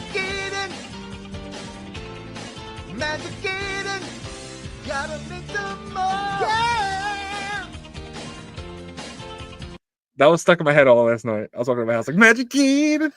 I But think I think that song will be fine because it was recreated. It was a parody, yeah. Yeah. Packs are coming to Magic Eden. We made them with real value, transparent odds, and pure, unadulterated Pack-Rippin dopamine hits. This launch decides what comes next, and what comes next could be rawly interesting. So, from my understanding of this, and it's just me speculating here because I don't know the full details, is you're gonna go to Magic Eden. You're gonna be there's gonna be very similar to Courtyard. There's gonna be a pack button. You click the pack. You're gonna have rarities of $100, $300, $500, $1,000, and let's just say you do $1,000 pack. There's a good possibility of you opening up a $40,000 no monkey, or there's gonna be a possibility of you opening up a $100 abstract NFT. Right. So I don't know, man. I love this, but this is going to cause, I think, a lot of people to just keep opening packs and stuff. And what's going to happen is you're going to go and you're going to list on Magic Eden for under floor. And then you can have people. So Blur, I don't know. This is Blur 2.0. Yeah, well, in a not sense, the points, because but the whole point of Blur was to earn the points. That's why they floored them. But yeah. it doesn't matter like why you're flooring them. If you're flooring them, it's not good for the space because you're just like constantly bringing down the floor price. So, or it gives opportunity to people that are bullish on the collection to come in. You know what I mean? But it'll be all different types of collections. Like it'll be like one day it'll be like 10 of these tokens, stuff like that. So I don't know. This is definitely going to bring a lot of different functionality to Magic Eden now. Probably a lot of different price action, and let's just say you win a CryptoPunk. Because that's one of the rumors that they potentially could put a CryptoPunk in one of these packs. It's going to be like super rare, but one CryptoPunk. But imagine that. Magic paying $1,000 and opening up a CryptoPunk. That'd be crazy. $200,000 asset. I think Magic Eden should buy back the offer a buyback at like 70% of floor value or something like that. So they can just get the money right away. That won't affect. That won't affect the floor price, and then they can just rerun it in the pack. So Magic Eden's making money. The person made money because they paid $1,000. They're getting a 70% value back. They should really think about doing that because I'm gonna tell you something. Don't run this right now. What I mean? Because if you run this right now without having that automatic 70% buyback, you're gonna make the floor prices way worse than they currently are. We're not in high risk environment, and that's whenever these type of assets thrive. I like the idea. I love it. The industry's not big enough to do that right now because in the real world, that's exactly what they do. So let's say someone just rips boxes all the time with their supplier, and what they'll do is they'll, even if they hit like a $5,000 card or something, a lot of times they're just to be honest, they're just addicted to ripping packs. So what they'll do, they'll be like, sell all my stuff. If maybe they hit like one of their collector, the ones they love, like the player they love or something, they'll be like, all right, send it to my house. Most of the time they'll be like, all right, just sell it all for me, or you can just, give me 70% or whatever. So. Because that's genius. I'm thinking about that because then you just put it back in the pack circulation. You just put the same pack and just in the back and just randomize it, right? But I don't know. I think I'll play with this a little bit. Like I've opened up many Courtyard packs. Probably at this point, I want to say probably close to 30 different packs on Courtyard, just kind of messing around. Most of them were $25. And I've never really hit anything big. I've hit some stuff that I was excited about. But then, like, I'm like, oh, I'm keeping this in my collection. And then, like, 2 days later, I want to open another pack. So I end up selling it to open another pack. And then that pack's shit, right? So it's just like, I've lost money. I lost, like, probably a few $100 doing it. But at the same time, like, it was fun. It was like, when you go to, like, the movies or something, say, oh, well, I wasted $200. No, you're like, I had a good time, right? So I think that's one thing that potentially this could do as well, right? You Friday night, you get bored. Let me go open up a few packs. Yeah. I can see that. I do think that, for it to thrive, we probably have to be in a different environment. Yeah, but still having that option there, like, I mean, same as Courtyard, right? Courtyard has the option. So yeah, you're right. In terms of that, it'll just get busier whenever the market gets better, I guess. And then potentially you could have Courtyard assets in there, right? Courtyard NFTs are already being traded there. So I don't know how it's going to work though. If I sign in with my Xverse, how do I receive an Ethereum asset, right, or something like that? I don't know. Maybe you can pick what chain? I don't know. We'll see. Yeah. Maybe it's just, it's saved for your account that you're logged in, and you just need to add an EVM wallet to that. Gotcha. That makes sense. All right. So OpenSea logged 1.6 billion in crypto trades and 230 million in NFT volume in early October. So this is just the last 2 weeks. Its biggest month since 2021. So we're 2 weeks in October, and it's already done 1.6 billion. Are NFTs back, or do you think this is just airdrop hunting? And you got to remember too, a lot of this was the CryptoPunks. From the strategy. So so that's not really, I feel like that's still only like 5 or 6 million though, right? I mean, maybe no. Yeah, I mean, 1.6 billion is a lot, right? So yeah. But the ETH NFTs is definitely the most thriving in market right now. So that it's just the truth. ETH has kind of taken that crown back and solidified that they're king of NFTs still again. Mm-hmm. So it is a little surprising though, considering what kind of market we're in right now. But like, I guess maybe there's some whales on Ethereum that are just kind of, okay, these will, once the time is right, we'll make out well on these. Yeah, 100%. Definitely cool to see. I'm hoping it's not just an airdrop hunting. People just buying and selling just to kind of get points up for that airdrop, but possibility as well. All right, so I was just gonna say that's probably a big part of it too, though, if you think about it. Yeah, just watch airdrops come in. That's the thing too. If you list something for 1 ETH, right, and then you buy it with another wallet, both of those wallets did volume now, right, and you actually didn't do anything. You might have lost a little bit of trading fee. So I think that's what you're seeing maybe from a lot of people is some wash trading happening right now. You put up like a punk in this wallet, you buy it with this wallet, you probably lose like $2,000 on the fee, but at the same time you just did $200,000 in volume, which could give you maybe 4 times X the coins later, but we'll see. Rune number 14 pizza was airdropped and is trading live on RadFi. So let's take a look at what's going on RadFi. It's something that we were super bullish on last week. I've gotten very tamed to this now. I'm no longer bullish on this stuff. So I'm just not bullish on the trading on RadFi. Like if I was able to do this on like Sats Terminal or something, I feel like I would do it a lot more. But having to kind of send it to a trading wallet and stuff like that, I just don't feel like it's sustainable. You are seeing pizza right now seeing 1.3 million, a little bit under. Maybe it's over. I don't know, but I'm showing less balance if I sell mine, and then notes are still selling about 40% lower than the pre-sale as well. Yeah, yeah, it's just maybe, I don't know, man. It seems like the attention isn't really necessarily there right now. But would you feel more comfortable trading on Odin than this? Yeah. Or you feel you deposit the same way? Do you just feel like there's more people there? There's more volume. There's more volume. So that's the thing, is that like the volume isn't really helping, in this. But at the same time, like if you look at Pump Fun, you look at some of these other like areas that have really high volume, they're struggling right now too. So it's just kind of like the market itself. And the ETH strategies are struggling too, right? Don't get me wrong, right? So I think it's the 10% buying and selling is rough, dude. It's a lot. I forgot about tax tokens for a long time. I know, because like we just didn't really. And if you think about it though, like Pump Fun and Bonk, they tax now because they don't want to take it out of their pocket. You know what I mean? Yep. So if you look on GMGN or these other sites, it's showing like 1.2% tax now. All right, so yeah, the markets are just right now, DeFi and the trenches are pretty much cooked right now, man.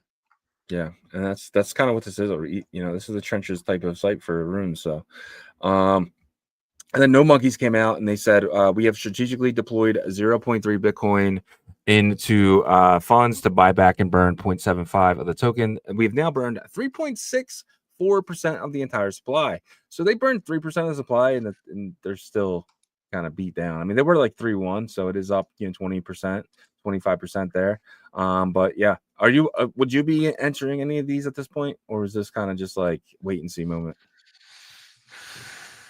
I think Pizza Ninjas, if runes bounce, Pizza Ninjas will do well. So I think Pizza Ninjas look pretty cheap. I mean, Node strategy looks cheap too, at 4 million, but I just don't. I mean, like, I don't know when these things are going to kick off. That's the problem, right? We had 2 weeks ago, BNB had an amazing DeFi environment. I mean, you're talking about amazing. Like, if you got into that ecosystem 3 weeks ago, let's say 3 weeks ago, you probably hit one of those, or got part of one of them, or got part of a $10 to $30 million token, and it was happening consistently. And I felt like the energy was good. We were getting up to that euphoric type of situation, and then it just got killed, right? And but that was BNB. It took a lot of liquidity from Solana, and then you see these other environments. Punk strategy had definitely some euphoric. It got to 300 million, so that's definitely really good. It's at 84 million right now. It just, like, again, every time we get in those situations, it's like, stop. This is not the time. Some invisible, like, demon comes out of nowhere and says, stop, this is not the time to get bullish or whatever, and has these events happen or whatever.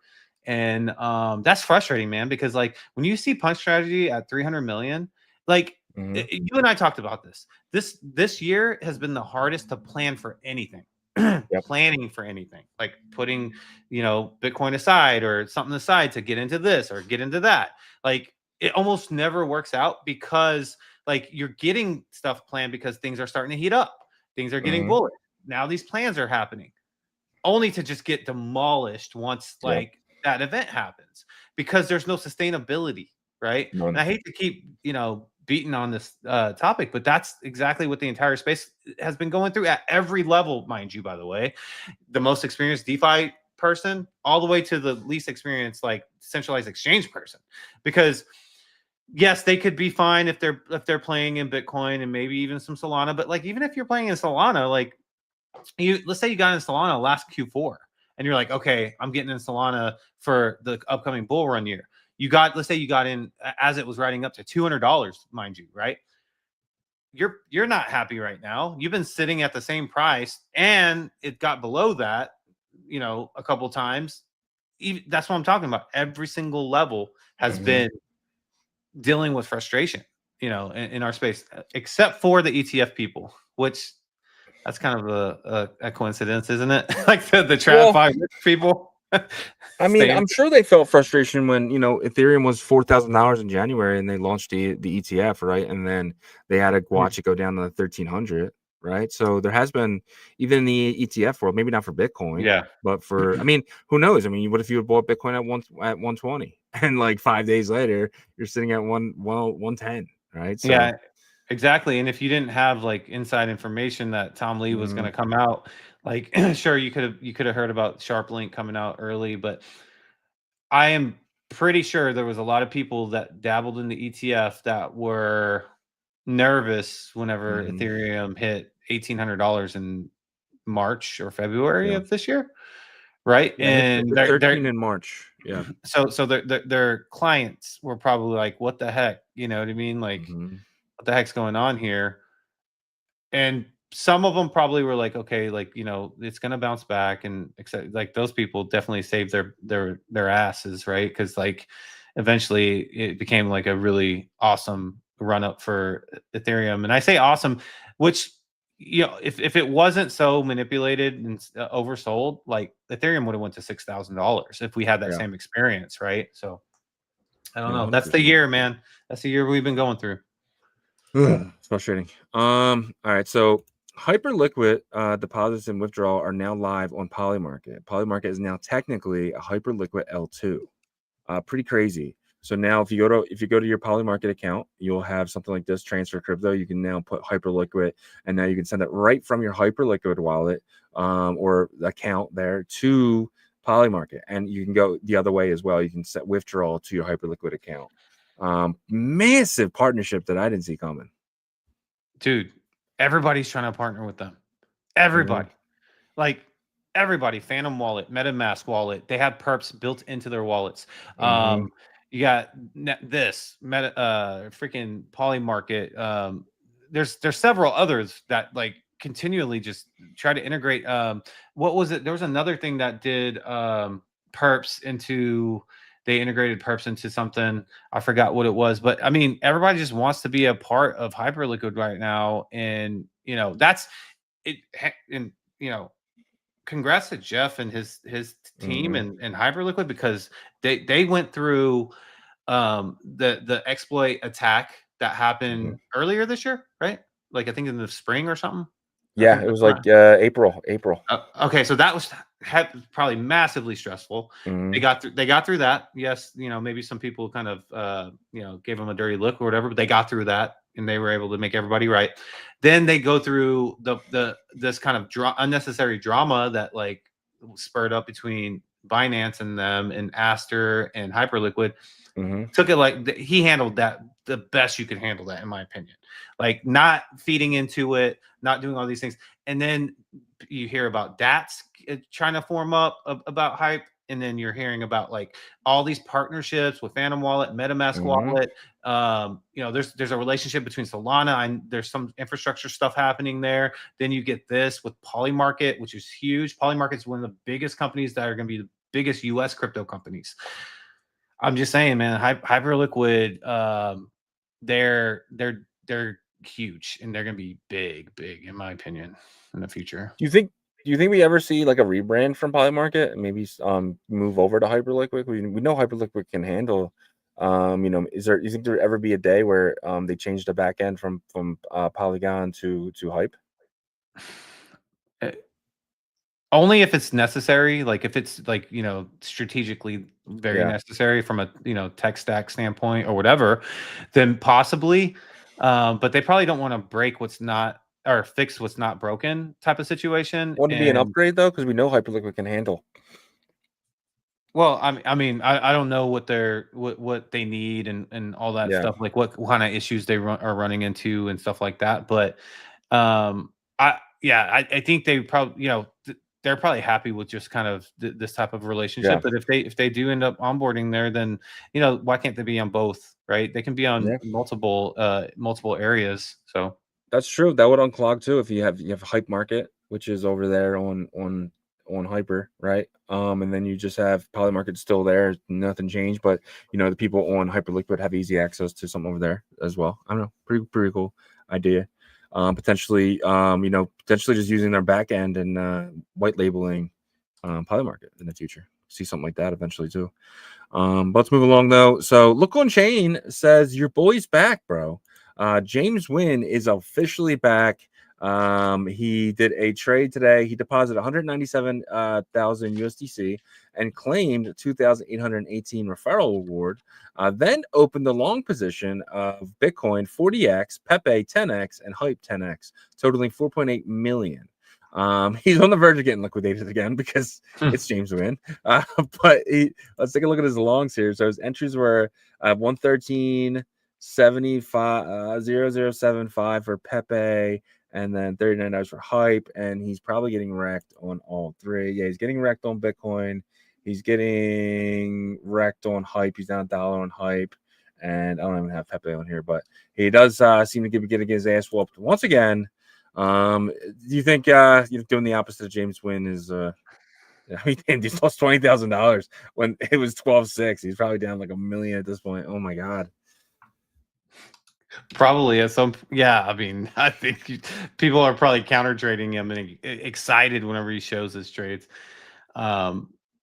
It's like, I think this guy has some skill, right? Like, obviously, like he did trade for like most of the beginning of the first 6 months of this year, and I think he had a P&L of something crazy that like he lost all of it, but still, like the fact that he even got up there is nuts. But yeah, I'm sure there's some people that have like triggers on whenever like he posts something just to kind of counter trade him, maybe. The opposite. Yeah. Counter trade Mr. Wynn here. All right, let's move along though. So the Ethereum Foundation announced it has deposited 2,400 ETH and approximately 6 million stablecoins into Morpho's yield-bearing vaults today. The foundation also stated Morpho is a pioneer in permissionless DeFi protocols and remains committed to the principles of freedom, free libre, open source software, or floss. So Ethereum Foundation is another company now that is putting their money where their mouth is, and they're saying, hey, we think this is legit. So the ETH Foundation obviously holds a lot of ETH, and they're staking a lot of it in Lido. They got a lot of it in Aave. This is now another place where they're actually taking their funds from the treasury and utilizing them to potentially get yield on them. Yeah, I mean, I think this is smart, right? For them to do that, because like a lot of times people get onto them about selling down their ETH, but if they're just saying, okay, look, let's kind of earn against the ETH that we have instead of just selling it down, then I think that's a good option. Morpho's getting bigger and bigger, by the way. Yeah. There's just big brands that are utilizing Morpho as a service provider. So I think Aave, do you think Morpho's coming up on like top 2 in that type of service? Let's actually take a look at that, because that's a really good question. Yeah. I know Aave was just so far ahead of everybody. Yeah. Let's take a look where Morpho is. Take a look at it together here. So if you just drop down, you are seeing Aave number 1. So Aave has 31 billion in TVL, and then they're number 10. There he is, Morpho 4 billion. So they're they have a lot of catching up to do, but yeah, they're pretty damn new, if you ask me. So. Yeah, and this industry right here, the sector of our industry, I guess you could say, it doesn't seem as cutthroat either, like dog eat dog, to where they're like dogging each other on crypto Twitter and stuff. Because I think it's more of like hey, this is for big boys. You know what I mean? Like you this is a mature kind of part of the industry. You're over here to stake large amounts of ETH and make money that way, and not so much the degen part. Well, a lot of these companies too, I don't know if they still do it, but I remember in 2020 and 2021, the DeFi products used to actually swap tokens with each other, the same number of value, just so they own like a piece of each other, because it's the foundations that run it, right? So they're basically giving Aave a board seat technically, right? Because you get votes when you have a certain amount of tokens and stuff like that, and they want to decentralize the token. So what they'll do is they'll take 1%, 2% of the supply and say, here, give us 2% of your supply. And so Aave might own Morpho, the Aave Foundation might own Morpho, Orpho might own Aave, they might own Lido. So they're all kind of like building together. It's not really a competition as much as it's we all win if DeFi wins. Yeah, which is awesome. I feel like the rest of the space should be that way. Yep. 100%. But these are projects you've been building together and getting advice off each other and learning from each other's mistakes and stuff like that we're talking over 5 years now. So this is one of the leading areas of crypto, those leading striving anyway, right? So this and NFTs are probably 2 of the oldest sectors in crypto right now, besides actual coins themselves. Yeah. All right, so this one's kind of fun. This is one of the few last things here, but so remember this chart? We showed it a lot last year. This guy saying this is Wrecked. What's his name? Let me make sure I get his name right. Is Wrecked Fencer, and he posted this, and he basically said, October is optimism, November is believe, December is thrill, and January will be euphoria. Is this something that you're kind of thinking potentially for the rest of this year? I mean, this is one of our last options, right? So I'm like, yes, please let this be the way it works out, almost, right? We're getting close to being the last good option right there. Yeah. But it's pretty funny because it's kind of like he lays out like, this is what I think, but it's like the only good option, like anything outside of that is like we're pushing to 2026. Yeah. But 100%. Yeah. I mean, well, I'm okay with this. If we get to January and the cycle's over, let's just say January 31st, the cycle's over. That'd be terrible. if we're complacency, then we have anxiety and denial in April. Like, I'm done with crypto if this plays. I really am, dude. I'm gonna go full into AI. Like, honestly, like it's one of those things where I don't want to deal with 8 or 9 more months of what we already dealt with, like the last year and a half. Yeah. I want 6 months. I want 6 months of bullishness. Can I get that? Hopefully we can, but but I mean, I think Maddie went to AI like at the beginning of this year, and he's like, "Hey, what's going on?" He comes back out of nowhere like 2 months ago. Like, what's up? What did I miss? And no one like responded for like 2 days because like there wasn't much to say like what you missed. He didn't miss much. All right, this is another chart from Rick Farmer. He says alt season plan. So he's saying that we just entered the third alt season just now. Which I don't. So if this is the case, though, potentially alt season is about to go absolutely ballistic here.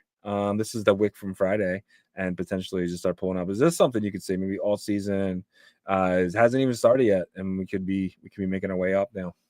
Well, I mean, it hasn't started yet, so I mean, it's not showing here either, though. So yeah, okay, it's one of those boxes basically of when it starts.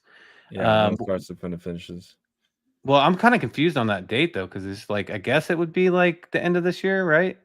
Because so this would be so it's the same person who did this, so I'm guessing this is kind of his next 3 months. Gotcha.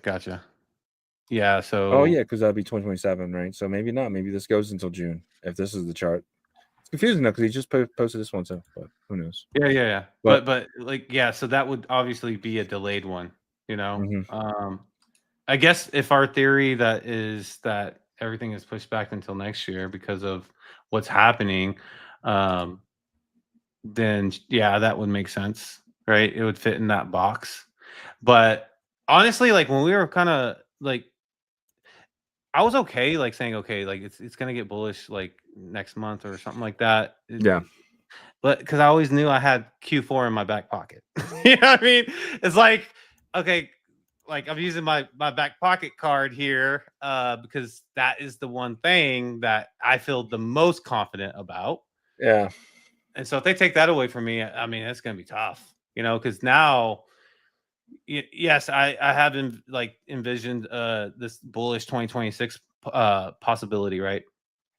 I didn't think it was a probability. I said I was thinking possibility.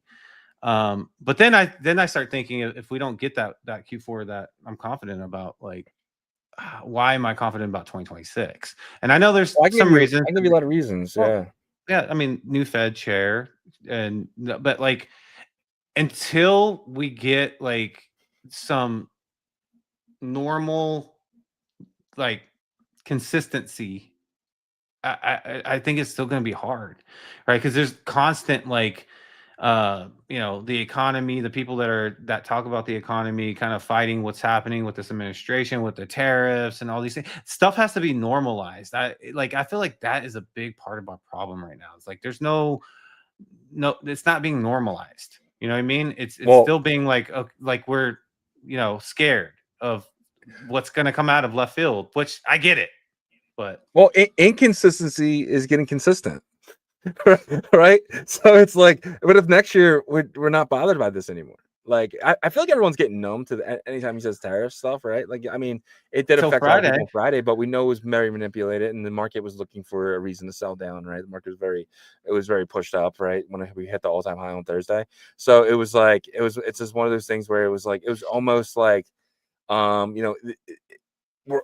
if we normalize like chaos at this point, right? Like, honestly, like it's going to get to a point where if I jump out at you every single day, like around your house, so I just jump out at you randomly, eventually, the first like 9 times you might be like, dude, stop, like, but eventually you're gonna be like, this asshole, and you're gonna keep walking. You're not even gonna it's gonna be normal to you to where this guy just jumps out at you once a day. But I'm gonna hate it. You know what I mean? Like even after a year, I'm gonna be like, how do I get rid of this guy? You know what I mean? and so like, yeah, it's like I will handle it better, but like still I'm gonna dread like God, I hate that guy when I punch him in the face or whatever. You know what I mean? And so you get what I'm saying though, right? Like, and so and then also you have to remember, yes, a lot of people believe that Friday was heavily manipulated. I mean, it's pretty obvious, right?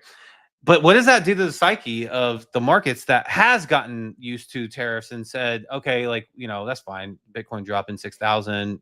It'll be fine. We've been through the tariff talk before. It takes like a day or so. And then Friday night happens or Friday evening happens and it drops like 14,000. Everybody's going nuts. So now it kind of resets your mind and associates like tariffs again with like, you know, anarchy or like chaos, right? Yeah. And so that was a bad thing that happened in my opinion on Friday. We'll see if we, you know, psychologically can get over that and treat tariff talk the same way, because at the end of the day, like that has 100% been the problem with risk on assets. And in my opinion, obviously getting into quantitative easing, but getting there, you know, whenever you're like, it's like there's a tension, like he's negotiating. So there's tension, constant tension of, okay, he's threatening these countries with this. That's not like smooth, you know. That's like, okay, things have been pretty smooth for a while, and then all of a sudden it comes out of left field and you're like, okay, not smooth again. You know what I'm saying? So somehow that just needs to, like, either the world needs to accept the tariffs for what they are, and or the negotiation stuff that is like, and I'm worried that that's never going to stop. Yeah, because when do you stop with that? Like, if you want to get something that you want, you're always going to try to pull that out. Yeah. Unless you're happy with the agreement, you sign a 4-year agreement with them. Hey, we won't raise with you. You won't raise with us, or anything like that, right? Something like that. I mean, that could, like a long-term agreement could do something. Yeah, I mean, but that needs to happen with all the major players we work with. So, well, like, most of them it did. Remember earlier this year, like it was like, oh, they signed a deal with this country, signed a deal with this country, and then China was one of the few we didn't get the deal done with. So, yeah. All right. Let's move into our next thing. So every Wednesday we like to showcase one of our good partners. That partner is the guys at Sats Terminal. These guys are phenomenal. I mean, phenomenal. Let's talk about the team here. So you got CEO Stan, who comes on the show every Wednesday. He's actually flew out to California to be with the team this week. They're heads down building the right way. They're constantly coming out with updates. So when you're heads down building and you're not coming out with updates, what are you even doing? These guys have been updating like crazy. Let's go over their last couple updates real quick. So obviously, you know, the last update was this amazing Spark new interface they have here. You can now trade Spark tokens, USDB, which is a US dollar brow, which is their stable coin over there on Spark, UTXO, and then you have the FSPKS token. These are just meme coins. This is the one for the UTXO.fun, and this is the one for I think it's like one of the first Spark meme coins, or they call it the Ordi Spark. You guys can trade these right now over here and get a head start. A lot of people are saying, hey, yeah, there is a lot of launch pads that are coming. Once the launch pads come, you will be able to potentially, I lost my train of thought because this is pretty cool down here. But yeah. You know, So you aggregate from all of them. Yeah, you can aggregate from pretty much anywhere. So, but look at this, dude. I didn't even notice they had this. They had the charts now for UTXO Nice. and Can you Bitcoin. click on it, or is it pretty much down? Okay. I can't do anything with it, but I'm sure you can Gotcha. in the future. But that's another amazing thing. We didn't see this last week, so that was definitely something that they just added. And on top, I wonder, can you go from? Oh, you can't. You can. Yeah, you can. You can go from meme coin to stablecoin. That's really cool. And then you have these down here as well. So yeah. Really awesome. This is one of their updates, and then they have their borrowing and lending. We did a full tutorial on this on our channel. If you are interested in checking out how to borrow, I actually borrowed $200 against some Bitcoin, just to kind of test it out, and it worked great. So if you are interested in that, you can go watch that video. But it's really simple. You go to your dashboard here, and you can kind of see, about account balance and collateral and everything else. So if you are interested, my Bitcoin collateral is $41 and stuff like that. So if you are interested in and potentially taking out a loan or anything like that, do it through Sats Terminal. Phenomenal, by the way. What else with this? Yeah, so it's just really those two things that they are focusing on, right? They're really ramping up for pretty much the Spark ecosystem to go live, but they're ready, right, on their side. But I think it's gonna be really important to get familiar with that, because that's something that we've been excited about with, the Spark ecosystem. That's something that is still, yet to be launched, and I think they're probably waiting now for a little bit more bullish environment. Do you think that people should launch right now? like if they're about to launch, I think they should probably wait a little bit, right? Usually I'm just like launch whenever, but right now is a weird kind of liquidity time. Well, when you say launch, what are you talking about? The actual launch pad themselves? Yeah. No, I would not launch a Because launch pad right now. that's definitely needs liquidity, right? But once 100%. once they do, so there's 3 of them, UTXO.fund, Magic Eden, and then Luminex. Luminex, yeah. You're going to be able to use Sats Terminal to swap from there. That's going to be the biggest thing I think like we should really highlight once that's there, and we'll show you guys because we'll be trading live there. I'm trying to get in some of these early meme coins once the environment is better for sure. But yeah, that's pretty much it. I mean, this team's constantly rolling stuff out, going through like series raises and stuff like that. So awesome team. Let's talk about some strategies with the Spark ecosystem once it launches, right? Let's just say tomorrow we wake up and Spark's live. They say, hey, Luminex is live. Let's say Luminex goes first. And Magic Eden's like a few days later, and then UTXO is in the middle of that. What's your game plan there? Are you gonna immediately, because I might not trade the pre-bonded tokens. I might just wait for the bonded ones, and whatever's the first one to bond, that's the one I'm going to get into. Yeah, I'm going to miss out on some gains there, but I'm not gambling at all. Yeah, I think in the very beginning, I might just do a little bit, and then like, not necessarily 0.1 because 0.1 Bitcoin is like a lot, right? So you're like whatever it is, like 0.01 or whatever that unit is that all the launch pads have, right? So maybe that like small amount that can get you a decent amount of tokens. If we're talking about a billion supply, a lot of times those smaller units can get you something like 300, 400,000 tokens, which if it goes off, that's a good return. But I'm thinking about doing that on some of the ones that seem to be catching momentum in the very beginning. And then really sizing in with Sats Terminal once it gets there, because then like at that point it'll be established. I'll have some of that early buy, and then I can just get a little bit more if it's under that $1 million market cap, or a little bit over if I really have conviction in it. Yeah. So let's say Luminex launches day one. Are you going to be? You're going to go there first, or were you going to be like maybe day 2 for UTXO, or how does that work for you? So I'll just do a little bit, like I said, just a little bit. Like I'm talking about maybe like $20 per, you know what I mean, per token that I think is catching momentum. And that pre-bond $20 can go a long way if you hit one of those. And I think in the beginning, people are going to try to push one of the first 20 that attempt, right, or first 10 to 20 that attempt.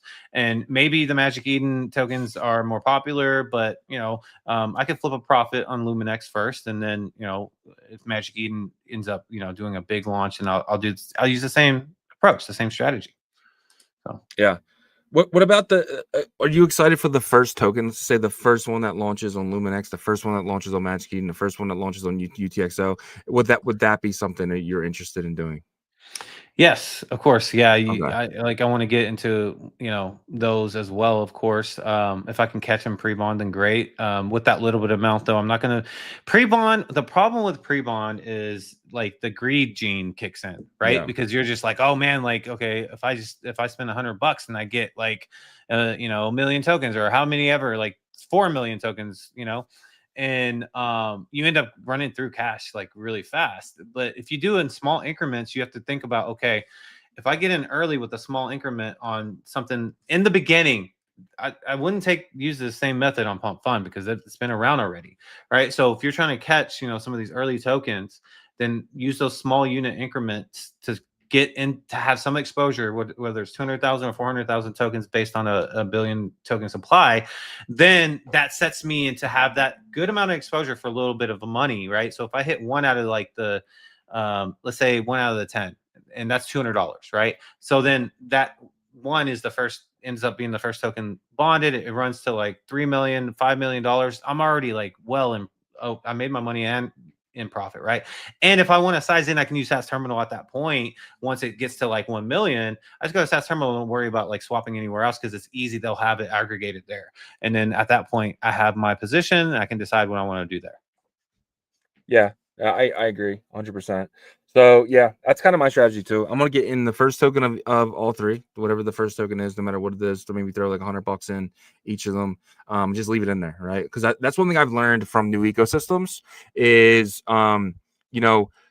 take shots. I mean, one thing we learned from Abstract was, if we would have just left a few $100 in each of those tokens, Yup, obviously it didn't do good, but and Abster and I think the other one was like that Japepe. I'm just saying, like, we would have made more money off Aster. It's like, don't pick a winner, right? Just wait for a winner, because one's gonna like 20, 30, 40, 100x. Yeah. So like there's a short-term strategy, and then like you said, that don't wait for a winner strategy. Yup ran to I think like 7 or 10 million the first day. So if you would have flipped that and said, okay, I'm gonna leave a moon bag in here, and then you leave moon bags in all the ones that you think have potential, then you're right. Like Aster was hanging around 100,000 to 200,000, but it ended up being the logo for Abstract, or like the main character for Abstract chain. So it ran to 60 million, I think, was the all-time high. So think about, and it was hanging around 100,000 to like 400,000 back and forth for a good 2 weeks. So crazy to think about that. If we would have left like $1,000 in that, it would have been like 600 grand, dude. It's something crazy like that. absolutely crazy. But there will be opportunities like that, in my opinion, over on Sats, using Sats Terminal and playing with some of these Spark tokens. So you definitely want to check that out if you haven't checked out the loan yet, and if you haven't checked out the Amber points, you are not being smart. The Amber points, in my opinion, are going to be some of the most lucrative things, because that's one thing me and you were talking about earlier too. We're talking about, like, Sats Terminal already treats themselves like they have a coin. I'm not saying they're going to have a coin, anything like that, but they already treat themselves like they have a coin, because they're always constantly putting out updates. When you have a coin, you got to keep putting out updates, like the guys from Emblem Vault and Jake, right? They like every couple of days they put out an update, because they want to make sure that people are paying attention to their coin, and people, and they understand, maybe that's from being on Solana, people get bored and they dump. So you got to constantly just keep having updates stuff. But like Stan and these guys from Sats Terminal, they do this without a coin. It's just kind of like their nature of constantly updating and adding to the site. Yeah, and those are the companies that become companies like Aave, or like 1inch, or these early ETH projects that like, they don't talk, they build and roll out, right? And so those are the ones that you want to have exposure to. So yeah, man, 100%. Well, that's our show for you guys today. Really appreciate every single one of you guys hanging out with us every single day. We got 255 people in here live with us, not to mention everyone on Kick, Rumble, and Abstract. Appreciate every single one of you guys, man. Absolutely. Without you guys, we couldn't do this, and we are very, very thankful for you guys continually showing us support, even through like some of these horrible market conditions. But we show up every day no matter what, and a lot of you guys do too, so we appreciate that. We couldn't do it without y'all, but also we couldn't do it without our partners, and if you could check them out, we would greatly appreciate it. We'll go over satsterminal.com really quick again. Satsterminal.com is the DEX aggregator swap for the entire Bitcoin ecosystem. If you are looking to swap for Bitcoin runes like Dog Go to the Moon, $1 Billion Cat, or Alkanes like Alchemist and some of those popular ones over there, and now Spark tokens, you can do all that at satsterminal.com. They are going to be the main aggregator. They are the main aggregator for fungible tokens on Bitcoin. So make sure you do that. And also swap there, because you earn Amber points that Shizzy was talking about. And those are going to go towards a give back for early adopters. So you earn a bonus when you connect your wallet for the very first time. So take advantage of that. And then also they have their borrow and lend product. You can borrow against your Bitcoin, so you don't have to sell it down, right? You can get some stables against it, and then you can take those stables and flip a profit for that, and or buy more Bitcoin, and as it goes up. Choose what you want to do with it, but they have partnerships with the largest providers in the space, all of crypto. Head over to satsterminal.com to learn more today.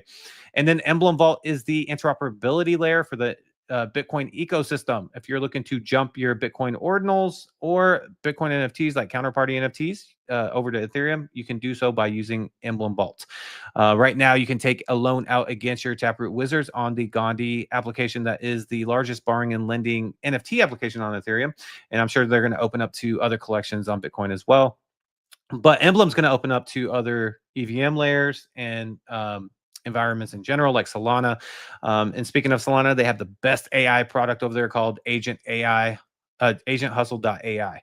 If you go over there, you can ask Hustle to send over a couple safe 2 to 5x plays in Solana. He'll give you some feedback and why the options he brought back to you are safe and solid plays.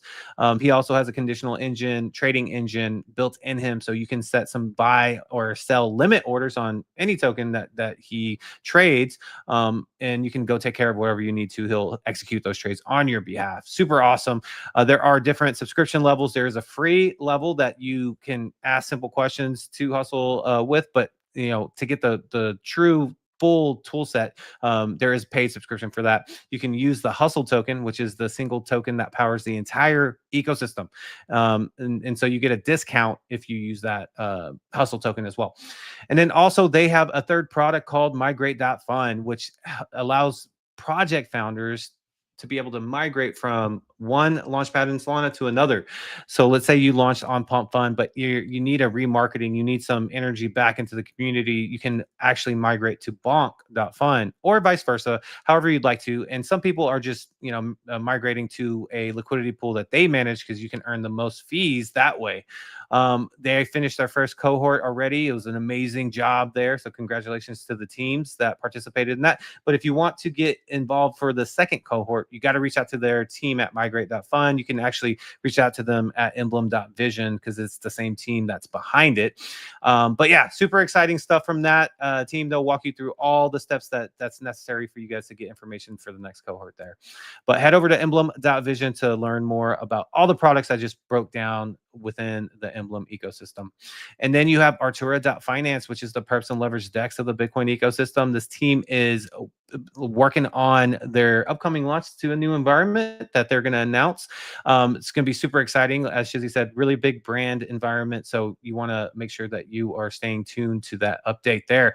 But they did have a trading competition. I think it wraps up maybe today. I think today's the last day. But I'm not sure if you're going to be able to get in because they are doing some maintenance there.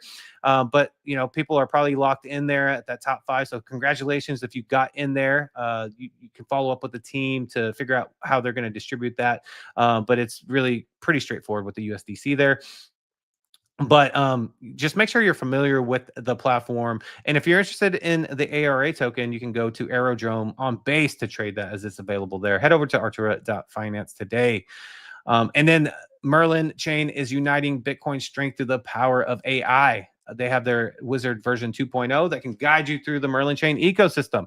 It can help you do DeFi functionalities like stake and swap. And also you can swap for tokens outside of Merlin Chain like Solana and BNB. All you have to do is have some Merlin Chain Bitcoin in your wallet, and it can execute those trades on your behalf. So super awesome, very interoperable. And so make sure you check out the Wizard version 2.0. And then they have a security model that uses proof of stake, and you can have exposure to that in 3 ways. The first way is staking Bitcoin to earn more Bitcoin. The first staking vault was completed September 30th, and it got on average 17%, which is absolutely wild to get that percentage for staking Bitcoin for their clients. A lot of institutional interest in this. I think $55 million went into the first staking vault, and the second one is open now. So if you want to participate, head over to merlinchain.io and go under the stake, and there's the BTC option there. And then there's 2 options for the Merlin Chain token. The first one is the flexible day-to-day. You can claim your rewards daily. You earn 15% APR, and you can actually roll those rewards into a compound interest strategy if that's what you want to do. If you do want to withdraw, it does take 7 days for a cooldown period, so just be aware of that. And then you have a bonded staking option, which is a 6-month staking lockup, but it's 45% APR. And you can claim those rewards daily as well and participate in a compound interest strategy there as well.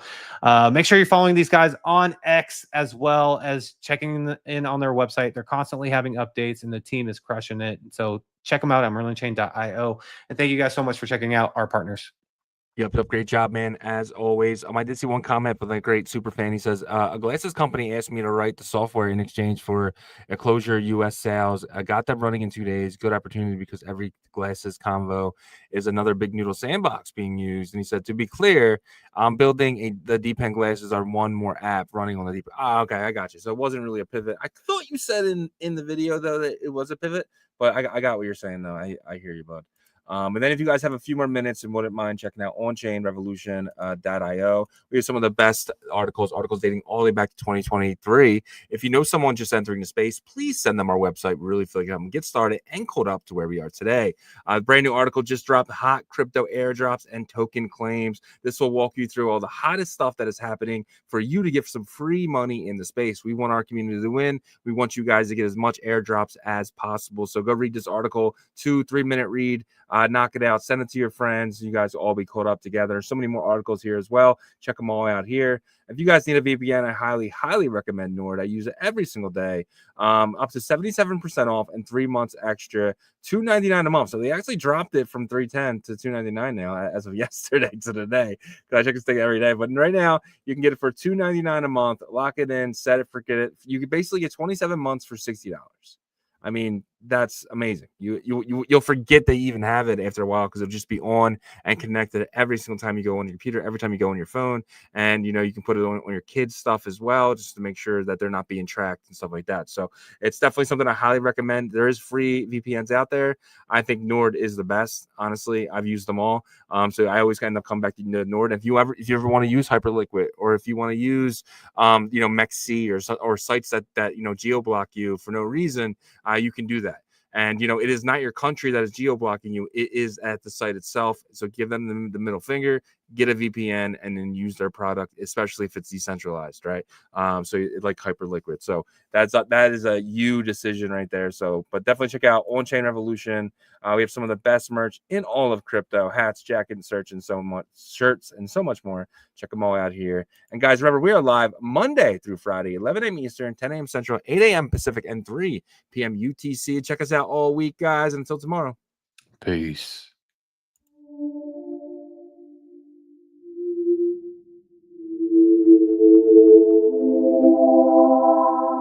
OnChain Revolution roll call. Market recap. You not bullish enough, no. You're not bullish enough, no.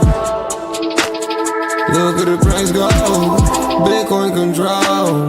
Why you still coping? Price action rolling. Don't fall for bear trap. Swapping indexes and putting it up in the sex. I can take profit right now. OnChain is where I be now. You can never look back. They don't want you to know. How did the market react? Fear and greed, gotta adapt. Now we bridging the tokens and marching the network right now. You know how crazy we are. Nookies are savages now. They know how crazy we are. Chain abstraction, main attraction.